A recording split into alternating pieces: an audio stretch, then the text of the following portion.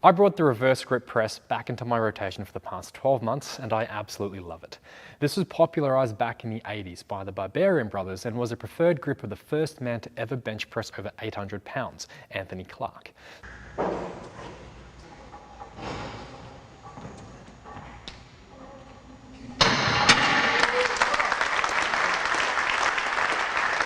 So what makes the underhand grip so great, and should you start using it? And if so, how should you introduce it? So when you bring your hands from an overhand grip to an underhand grip, your elbows naturally tuck in a lot more. And for most people, having a slightly narrower and tucked elbow position will allow for more range of motion, stability, and strength on all their presses over a wider, flared position. It's also a lot more comfortable for many people who experience shoulder pain when pressing, since it's easier to get that full shoulder extension without your shoulders rolling forwards as much, and a little bit more external rotation at the shoulder joint.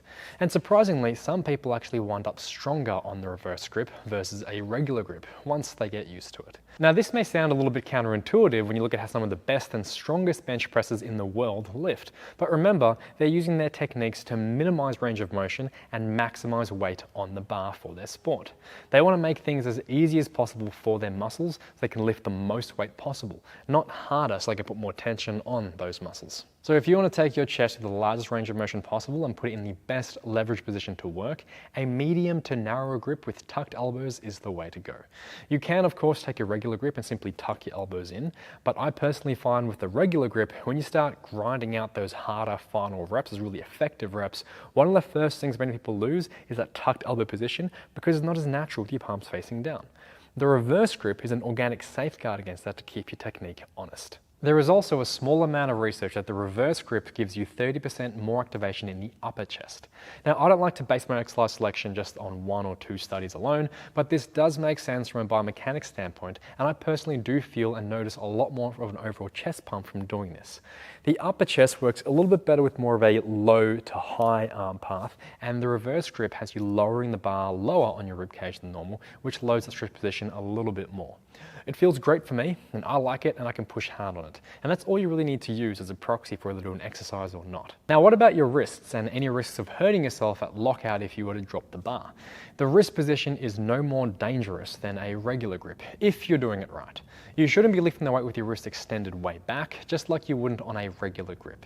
In terms of placement, the bar should rest across your palm on a slight angle. And there will be a different amount of pressure placed on your wrists for radial and ulnar deviation, which might expose an area of weakness. But this isn't a bad thing. It's a huge advantage to the lift. One of the reasons why I started doing the reverse grip press again wasn't just for the potential for more pec development, but it's because it forced me to lift lighter as my wrists weren't conditioned for it yet, which was perfect since I was coming back from a partial pec tear and shouldn't be rushing back into loading heavy anyway. Now maybe it's just me, but I personally suck at being told to just lift lighter and to be patient, particularly when things are feeling good.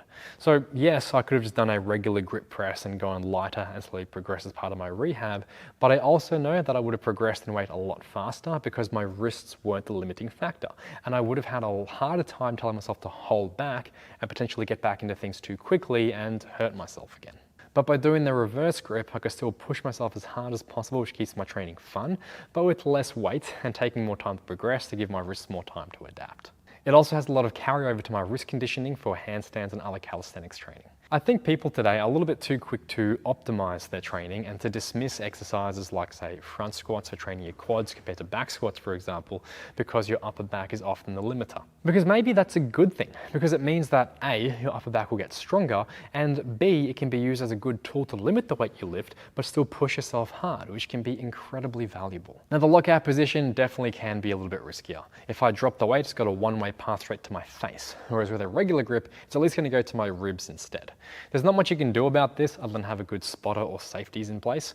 I've got neither, but since I don't like bungee jumping or skydiving, this is my version of living life on the edge, I guess. Please don't do this and use a power rack with some safety set up instead, or get a reliable spotter, or just don't drop the bar.